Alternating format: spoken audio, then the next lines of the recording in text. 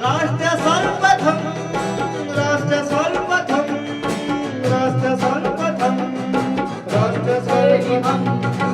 राष्ट्र सर्वप्रथम वंदे मातरम राष्ट्रीय कार्यक्रम नेशनल टीवी चैनल कात्यायनी पर आप सभी का स्वागत है। राष्ट्र सर्वप्रथम की बात ललित सुमन के साथ कार्यक्रम में आज सर्वप्रथम महान कवि वंदे मातरम के रचयिता बंकिम चंद्र चट्टोपाध्याय की जयंती पर राष्ट्र सर्वप्रथम टीम की ओर से सत सत नमन। वहीं भारत और पाकिस्तान युद्ध के 1971 के महान नायक के पुण्यतिथि पर फील्ड मार्शल स्वर्गीय सैम मानेकशॉ को सत सत नमन। कहा जाता है कि राष्ट्र के लिए जो कुर्बानी देता है, राष्ट्र के आन मान शान के लिए जो कर्म पथ पर चलता है, राष्ट्र उसे हमेशा याद रखता है, राष्ट्र उसका ऋणी होता है। इसीलिए राष्ट्र सर्वप्रथम की बात ललित सुमन के साथ कार्यक्रम में सबसे पहले देश की आज़ादी के लिए वीर बलिदानियों को याद किया जाता है, उन्हें नमन किया जाता है और उन्हें शहीद का दर्जा मिले, इसके लिए आवाज़ उठाया जाता है। राष्ट्र सर्वप्रथम की बात ललित सुमन के साथ कार्यक्रम में आज हम बात करेंगे राज्यसभा सांसद संजय सिंह द्वारा राम जन्मभूमि जमीन घोटाले को लेकर बार बार उठाए जा रहे सवाल को लेकर आज हम चर्चा करेंगे। इस पर राज्यसभा सांसद लगातार भाजपा के मेयर पर, उनके इर्द गिर्द के लोगों पर यह आरोप दिल्ली में पत्रकार सम्मेलन आयोजित कर बार बार लगा रहे हैं कि राम जन्मभूमि खरीद में बड़े पैमाने पर घोटाले हुए हैं। कल प्रधानमंत्री द्वारा राम जन्मभूमि के मसले पर आयोजित बैठक के बाद संजय सिंह ने जिस प्रकार से प्रेस वार्ता कर फिर से एक बार आरोप को दोहराने का काम किया और आरएसएस प्रमुख मोहन भागवत से मिलकर सभी वस्तु स्थिति से उन्हें अवगत कराने की बात कही, यह एक बहुत ही गंभीर विषय है और इस पर भाजपा के राष्ट्रीय नेतृत्व को तुरंत संज्ञान लेकर इस मामले का निपटारा करना चाहिए। अगर राम जन्मभूमि के मसले में अगर किसी भी प्रकार का भ्रष्टाचार किया गया है तो ऐसे लोगों को तुरंत कानून के हवाले किया जाना चाहिए, क्योंकि श्री राम जन्मभूमि एक व्यक्ति का नहीं, संपूर्ण राष्ट्र के विश्वास का केंद्र है और किसी भी व्यक्ति के कारण अगर उस विश्वास पर प्रश्नवाचक चिन्ह लगाया जाता है तो वह न सिर्फ राष्ट्र के साथ बल्कि भारतवासियों के विश्वास के ऊपर एक प्रकार से आघात है। भाजपा केंद्रीय नेतृत्व और आरएसएस प्रमुख और राम जन्मभूमि न्यास मंडल की यह नैतिक जिम्मेवारी बनती है कि इसमें जो भी सच्चाई है उसे जनता के सामने लाया जाए, मीडिया के सामने लाया जाए, साधु संत समाज के सामने स्थिति को स्पष्ट किया जाए। अगर गलत आरोप लगाया जा रहा है और राम जन्मभूमि को विवादों में डालने का अगर प्रयास किया जा रहा है तो जांच उपरांत जो भी दोषी पाए जाए उनके खिलाफ सख्त से सख्त कार्रवाई की जानी चाहिए, यही भारतवासी चाहते हैं। राष्ट्र सर्वप्रथम की बात ललित सुमन के साथ कार्यक्रम में हम आपको यह भी बताएं कि जम्मू कश्मीर के मुद्दे पर जिस प्रकार से शांति बहाल करने की दिशा में, लोकतंत्र कायम करने की दिशा में प्रधानमंत्री नरेंद्र मोदी के नेतृत्व में जिस प्रकार से जम्मू कश्मीर के नेताओं के साथ बैठक की गई, उसकी तारीफ चारों ओर की जा रही है। लेकिन प्रधानमंत्री द्वारा आयोजित बैठक के बाद जिस प्रकार से महबूबा मुफ्ती द्वारा प्रश्न उठाए गए और पाकिस्तान से वार्ता करने की बात की गई, उसकी भर्त्सना चारों ओर की जा रही है।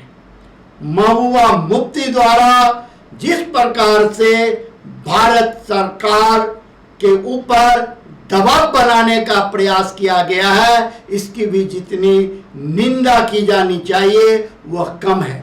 इसी का नतीजा है कि आज फिर से एक बार आतंकियों का मनोबल बढ़ा और जम्मू कश्मीर के एयर फोर्स के ऊपर, हवाई अड्डे के ऊपर ड्रोन से हमला करने की हिम्मत की गई। अगर महबूबा मुफ्ती इस प्रकार की अनर्गल बयानबाजी नहीं करती तो किसी भी आतंकवादी की इतनी हिम्मत नहीं हो सकती कि वो जम्मू कश्मीर के किसी एयरपोर्ट पर ड्रोन से हमला करने की हिम्मत करे। यह मामला जांच का विषय है कि यह हमला कैसे हुआ, किसके द्वारा किया गया है। भारत सरकार सक्षम है पाकिस्तान को मुंह तोड़ जवाब देने के लिए। जब 1971 में पाकिस्तान भारत से भिड़ने की हिम्मत किया था तो उस समय में भी फील्ड मार्शल सैम ने जिस प्रकार से पाकिस्तानी सैनिकों को खदेड़ने का काम किया था, वह बात पाकिस्तान को कदापि नहीं भूलनी चाहिए। राष्ट्र सर्वप्रथम की बात ललित सुमन के साथ कार्यक्रम में अभी समय है एक ब्रेक का। हम चलते हैं ब्रेक पर, आप कहीं जाए नहीं, एक छोटा सा ब्रेक। दिन देखिए 8 बजे रात्रि 9 बजे सुबह राष्ट्र सर्वप्रथम की बात ललित सुमन के साथ कात्यायनी टीवी पर। 22 वर्षों से प्रकाशित मदर इंडिया पत्रिका, पढ़ते रहें देश दुनिया की खबरों के लिए।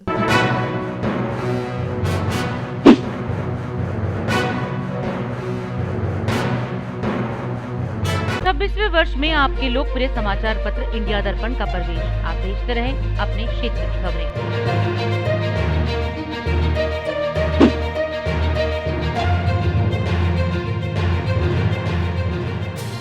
और अधिक खबरों के लिए आप हमारे YouTube चैनल दैनिक इंडिया दर्पण को अभी सब्सक्राइब करें और नोटिफिकेशन के लिए बेल आइकन को प्रेस करना ना भूलें।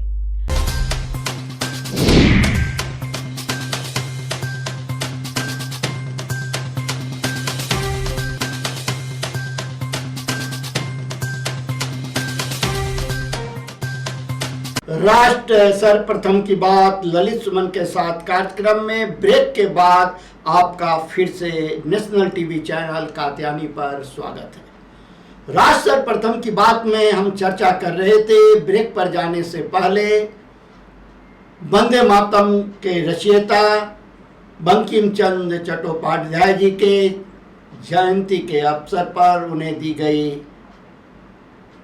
शत नमन के साथ 1971 भारत पाकिस्तान युद्ध के महानायक की पुण्यतिथि की, साथ ही हम चर्चा कर रहे थे राम मंदिर भूमि को लेकर जो आरोप प्रत्यारोप का दौर चल पड़ा है। साथ ही हम चर्चा कर रहे थे जम्मू कश्मीर में ड्रोन के माध्यम से एयरपोर्ट पर की गई हमले। हम आपसे बात करेंगे दिल्ली और एनसीआर की, जहां गैंगस्टर द्वारा अपने गुर्गे के माध्यम से गैंग का संचालन किया जा रहा है। दिल्ली पुलिस सक्रिय हो उठी है। दिल्ली पुलिस गैंगस्टरों को सलाखों के पीछे पहले ही पहुंचा चुकी है और उसके गुर्गे जो दिल्ली में अपराध को बढ़ावा देने का काम कर रहे हैं, उन्हें भी जल्द गिरफ्तार कर सलाखों के पीछे पहुंचाने की दिशा में कदम बढ़ा चुके। राष्ट्र सर्वप्रथम की बात ललित सुमन के साथ कार्यक्रम में हम आज इस बात का चर्चा करेंगे कि आखिर दिल्ली में गोली मारने की घटना दिन प्रतिदिन बढ़ती चली जा रही है। आखिर इन बदमाशों के पास यह अनलाइसेंसी पिस्टल कहां से आ रहा है? भारत की राजधानी दिल्ली में इस प्रकार से खुलेआम गोली मारने की घटना करीब करीब प्रतिदिन घटित हो रही है। यह दिल्ली पुलिस के लिए एक रिसर्च का विषय है और दिल्ली पुलिस को इस दिशा में गंभीरता से मनन करना चाहिए, चिंतन करना चाहिए और अपराधियों को पकड़ने की दिशा में कठोर कदम उठानी चाहिए। जो आखिर दिल्ली में यह गैर लाइसेंसी पिस्टल पहुंच रहे हैं तो कैसे पहुंच रहे हैं? कौन सा गैंग सक्रिय है जो लोगों को अनलाइसेंसी रिवॉल्वर, पिस्टल आदि उपलब्ध कराने का काम कर रहा है? बात बात पर गोली मार देने की घटना भारत की राजधानी दिल्ली में भारत के कानून और व्यवस्था को, संविधान को चुनौती देने का काम है। भारत की राजधानी में कानून और व्यवस्था सुदृढ़ रहे, इसके लिए सभी थाना क्षेत्र में जो इस प्रकार के अपराधी हैं उनकी धरपकड़ तेज करने की आवश्यकता है, जिनके ऊपर यह संदेह हो कि वे गैर कानूनी पिस्टल रखते हैं या देने का, बेचने का काम करते हैं। राष्ट्र सर्वप्रथम की बात ललित सुमन के साथ कार्यक्रम में हम आपसे यह भी बात करेंगे कि आखिर भारत की राजधानी में जब दिल्ली पुलिस इतनी सक्रिय है तो फिर इस प्रकार के अपराधी का मनोबल बढ़ने के पीछे कारण क्या है? इस पर भी दिल्ली पुलिस को गंभीरता से सोचने की आवश्यकता है। भारत की राजधानी दिल्ली में अगर इस प्रकार से अपराधियों के मनोबल बढ़ रहे हैं तो जरूर कहीं ना कहीं दाल में कुछ काला है। इसे दिल्ली पुलिस के वरिष्ठ अधिकारियों को, दिल्ली के उपराज्यपाल को और केंद्रीय गृह मंत्री को इस पर गंभीरता से सोचनी चाहिए और अपराध नियंत्रण की दिशा में कठोर कदम उठवानी चाहिए। राष्ट्र सर्वप्रथम की बात ललित सुमन के साथ कार्यक्रम में हम आपसे इस बात का भी आज चर्चा करेंगे कि दिल्ली के पार्कों के पौधे सूखने लगे हैं इस गर्मी में, क्योंकि उन्हें पानी उपलब्ध नहीं हो पा रहा है। कई पार्क ऐसे हैं जहां एनजीटी के आदेश पर बोरिंग को बंद कर दिया गया है और उन पार्कों तक पानी नहीं पहुंच पा रही है, जिसके कारण इस चिलचिलाती धूप में पेड़ पौधे झुलसने लगे हैं। इस पर गंभीरता से सोचने की जरूरत है। एक बगल एनजीटी के आदेश पर जहां पार्कों के बोरिंग बंद कराए गए हैं, वहीं दूसरी ओर अवैध रूप से बोरिंग बिल्डरों द्वारा किया जा रहा है। इस बात की भी शिकायतें लगातार आ रही है। एनजीटी के आदेश पर पार्कों की बोरिंग को तो बंद कर दिया गया है, लेकिन बिल्डरों द्वारा खुलेआम बोरिंग की जा रही है रिश्वत के बल पर, एनजीटी के आदेश का उल्लंघन करते हुए। राष्ट्र सर्वप्रथम की बात ललित सुमन के साथ कार्यक्रम में हम आपको बताएं कि दिल्ली के तीनों नगर निगमों के अंतर्गत जो भी पार्क हैं, उन पार्कों की हरियाली आज खतरे में पड़ गई है। जब तक इन पार्कों को पानी की समुचित व्यवस्था नहीं कर दी जाती, तब तक उसके अंदर जो बोरिंग थी उसे चालू रखने की दिशा में एनजीटी से अपील करनी चाहिए निगम के अधिकारियों को, और त्वरित कार्रवाई करते हुए पार्कों तक जल पहुंचे इसकी व्यवस्था करनी चाहिए। नहीं तो दिल्ली की हरियाली विलुप्त हो जाएगी, क्योंकि दिल्ली के प्रत्येक क्षेत्रों में पार्कों की संख्या काफ़ी है और उन पार्कों में ढेर सारे पेड़ पौधे लगे हुए हैं, लेकिन पानी के अभाव में वे झुलसते चले जा रहे हैं। राष्ट्र सर्वप्रथम की बात ललित सुमन के साथ कार्यक्रम में आज हम आपसे यही विदा लेंगे। आप अन्य खबरों के लिए बने रहें नेशनल टीवी चैनल कात्यायनी पर। राष्ट्र सर्वप्रथम, वंदे मातरम, जाग उठा है भारत। प्रधानमंत्री नरेंद्र मोदी ने मन की बात के 78वें संस्करण में ओलंपिक खेलों सहित अनेक मुद्दों पर बात की। अपने इस कार्यक्रम में दिवंगत ओलंपियन व उड़न सिख के नाम से प्रसिद्ध मिल्खा सिंह को उन्होंने श्रद्धांजलि दी। साथ ही साथ उन्होंने माई गॉव की वेबसाइट पर ओलंपिक क्विज के आयोजन की जानकारी भी दी। इसके अतिरिक्त प्रधानमंत्री ने भारत द्वारा टीकाकरण के क्षेत्र में बनाए गए कीर्तिमान पर भी अपने विचार रखे और भारत रत्न स्वर्गीय डॉक्टर बी.डी. राय को उनकी आने वाली जयंती यानी डॉक्टर्स डे के संदर्भ में याद किया। प्रधानमंत्री ने सभी देशवासियों से आजादी के 75वीं सालगिरह पर आयोजित होने जा रहे अमृत महोत्सव में शामिल होने की भी अपील की। मेरे प्यारे देशवासियों, नमस्कार। अक्सर मन की बात में आपके प्रश्नों की बौछार रहती है। इस बार मैंने सोचा कि कुछ अलग किया जाए। मैं आपसे प्रश्न करूं तो ध्यान से सुनिए मेरे सवाल। ओलंपिक में इंडिविजुअल गोल्ड जीतने वाला पहला भारतीय कौन था? ओलंपिक के कौन से खेल में भारत ने अब तक सबसे ज्यादा मेडल जीते हैं?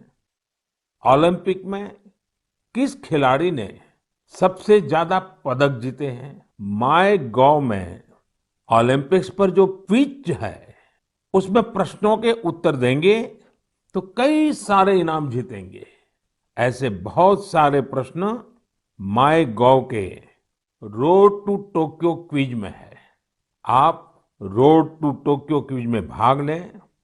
भारत ने पहले कैसा परफॉर्म किया है, हमारी टोक्यो ओलंपिक्स के लिए अब क्या तैयारी है, ये सब खुद जाने और दूसरों को भी बताएं।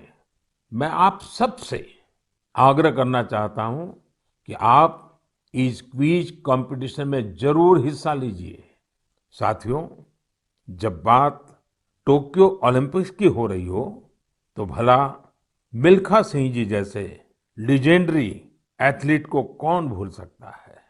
कुछ दिन पहले ही कोरोना ने उन्हें हमसे छीन लिया। जब वे अस्पताल में थे तो मुझे उनसे बात करने का अवसर मिला था। बात करते हुए मैंने उनसे आग्रह किया था।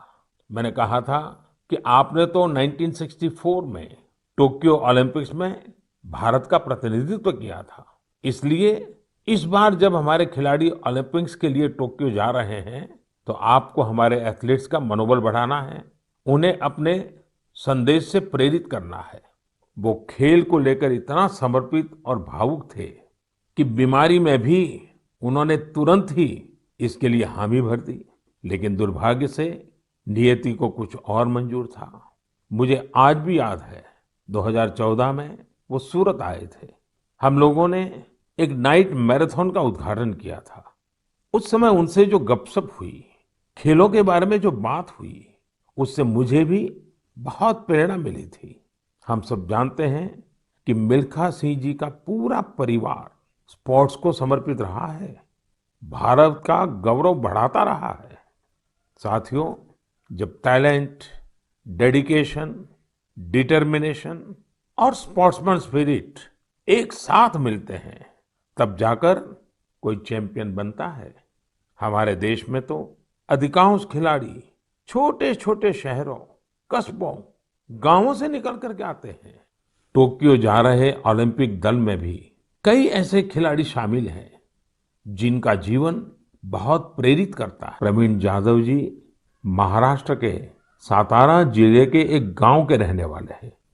वो आर्चरी के बेहतरीन खिलाड़ी हैं।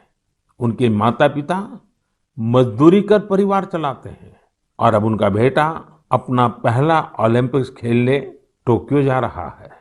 ये सिर्फ उनके माता पिता ही नहीं, हम सभी के लिए कितने गौरव की बात है। आप #Cheer4India के साथ अपने इन खिलाड़ियों को शुभकामनाएं दे सकते हैं। कोरोना के खिलाफ हम देशवासियों की लड़ाई जारी है, लेकिन इस लड़ाई में हम सब साथ मिलकर कई असाधारण मुकाम भी हासिल कर रहे हैं। हमारे देश ने एक अभूतपूर्व काम किया है। 21 जून को वैक्सीन अभियान के अगले चरण की शुरुआत हुई और उसी दिन देश ने 86 लाख से ज्यादा लोगों को मुफ्त वैक्सीन लगाने का रिकॉर्ड भी बना दिया, और वो भी एक दिन में। कभी कभी किसी को इससे बुखार वगैरह आता है, पर वो बहुत मामूली होता है, कुछ घंटों के लिए ही होता है। भारत सरकार की तरफ से मुफ्त वैक्सीन दी जा रही है और 18 वर्ष से ऊपर के सभी लोगों के लिए ये मुफ्त वैक्सीनेशन है।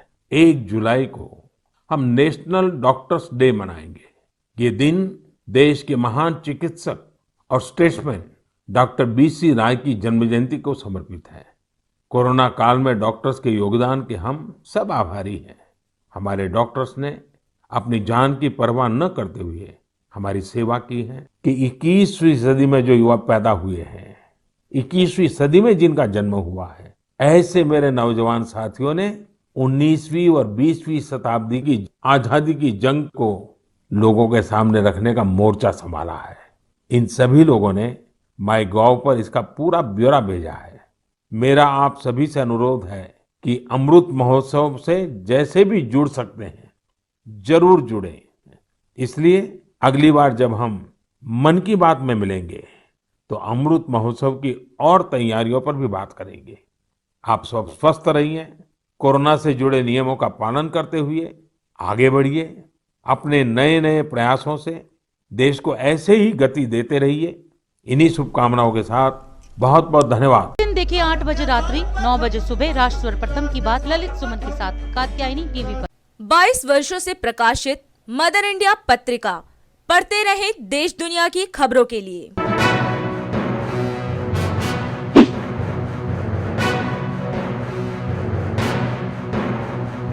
26वें वर्ष में आपके लोकप्रिय समाचार पत्र इंडिया दर्पण का प्रवेश। आप देखते रहे अपने क्षेत्र की खबरें।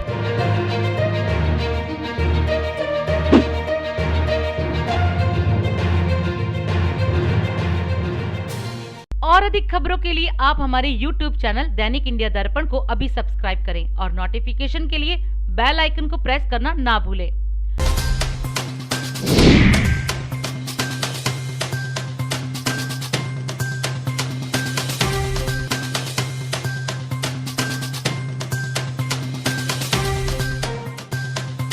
बंकिम चंद्र चट्टोपाध्याय यह नाम किसी पहचान का मुहताज नहीं।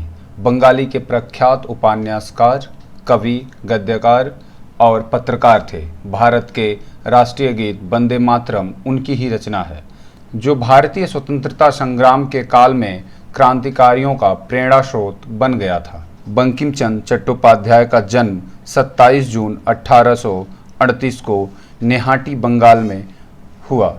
बंगाल साहित्य में जनमानस तक पैठ बनाने वालों में शायद बंकिम चंद्र चट्टोपाध्याय पहले साहित्यकार थे।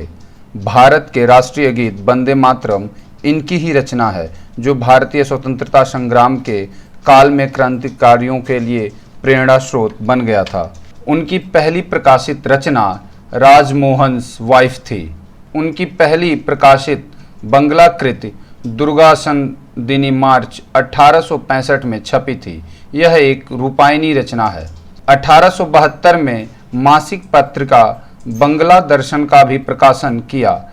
अपनी इस पत्रिका में उन्होंने वृष वृक्ष 1873 उपन्यास का क्रमिक रूप से प्रकाशन किया। 1882 में आनंद मठ राजनीतिक उपन्यास है, जो बंकिम चंद्र चटर्जी के द्वारा प्रकाशित कराई गई थी। इस उपन्यास में उत्तर बंगाल में 1773 के सन्यासी विद्रोह का वर्णन किया गया है। इस पुस्तक में देशभक्ति की भावना है। उनके अन्य उपन्यासों में दुर्गेश नंदिनी, मृणालिनी, इंदिरा, राधा रानी, कृष्णकांतेर दफ्तर, देवी चौधरानी और मोचीराम गौरेर की जीवन चरित्र शामिल हैं। उनकी कविताएं ललित ओ मानस नामक संग्रह में प्रकाशित हुईं। कृष्ण कात्रेविल में चटर्जी ने अपने अंग्रेजी शासकों पर तीखा व्यंग किया। 1872 में मासिक पत्रिका बंग दर्शन का भी प्रकाशन किया। अपनी इसी पत्रिका में उन्होंने विश्व वृक्ष 1873 उपन्यास का क्रमिक रूप से प्रकाशन किया। कृष्णकांतेरविल में चटर्जी ने अंग्रेजी शासकों पर तीखा व्यंग किया है। आनंद मठ 1882 राजनीतिक उपन्यास है। इस उपन्यास में उत्तर बंगाल में 1773 के सन्यासी विद्रोह का वर्णन किया गया है। इस पुस्तक में देशभक्ति की भावना है। चटर्जी का अंतिम उपन्यास सीताराम 1886 है। बंकिम चंद्र चट्टोपाध्याय का जन्म उत्तरी 24 परगना के कंठालपाड़ा नेहाटी में एक परंपरागत और समृद्ध बंगाली परिवार में हुआ था। उनकी शिक्षा हुगली कॉलेज और प्रेसिडेंसी कॉलेज में हुई। उन्होंने बीए पास किया। प्रेसिडेंसी कॉलेज से बीए की उपाधि लेने वाले यह पहले भारतीय थे। इनकी शिक्षा 1857 ईस्वी में पूरी हुई। शिक्षा प्राप्ति के तुरंत बाद डिप्टी मजिस्ट्रेट पद पर इनकी नियुक्ति हो गई। कुछ काल तक बंगाल सरकार के सचिव पद पर भी रहे। राय बहादुर और CIE की उपाधियां पाई और 1868 में कानून की डिग्री हासिल की। इसके बाद उन्होंने सरकारी नौकरी कर ली और 1819 में सेवानिवृत्त हुए। 8 अप्रैल 1894 को उनका निधन हुआ। इसके बाद उन्होंने सरकारी नौकरी कर ली और 1819 में सेवानिवृत्त हुए। 8 अप्रैल 1994 को उन्होंने अपने 55 वर्ष की आयु में इस शरीर को त्याग दिया। जम्मू के वायुसेना हवाई अड्डे के तकनीकी क्षेत्र के पास रात 1:45 बजे IED धमाका होने से एयरफोर्स के 2 जवानों को हल्की चोटें आई। सूत्रों के मुताबिक 5 मिनट के अंतराल पर 2 ब्लास्ट हुए। विस्फोट में ड्रोन के इस्तेमाल का शक। दिल्ली में अनलॉक की प्रक्रिया जारी। DDMA की हाल ही में जारी की गई गाइडलाइंस के मुताबिक सोमवार सुबह 5 बजे से 5 जुलाई तक के लिए जिम, योगा सेंटर 50% क्षमता के साथ खुलेंगे। साथ ही 50 लोगों की क्षमता के साथ मैरिज हॉल में शादियों का भी किया जा सकेगा आयोजन। लद्दाख में LAC के पास की तैयारियों का जायजा लेने पहुंचे रक्षा मंत्री राजनाथ सिंह। इस दौरान वे LAC के पास कुछ सड़कों का उद्घाटन करेंगे और क्षेत्र में तैनात जवानों के साथ संवाद करेंगे। बांग्लादेश में लॉकडाउन का ऐलान किया गया। कोरोना के डेल्टा वेरिएंट के बढ़ते केसों को देख लिया गया यह फैसला। आदेश के अनुसार आपातकालीन सेवाओं के अलावा सभी सरकारी और निजी कार्यालय बंद रहेंगे।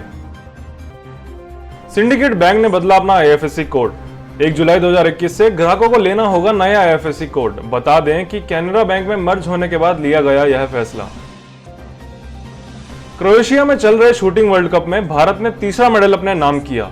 मनु भाकर और सौरभ चौधरी ने शूटिंग के 10 मीटर पिस्टल मिक्स्ड इवेंट में भारत को रजत पदक दिलाया।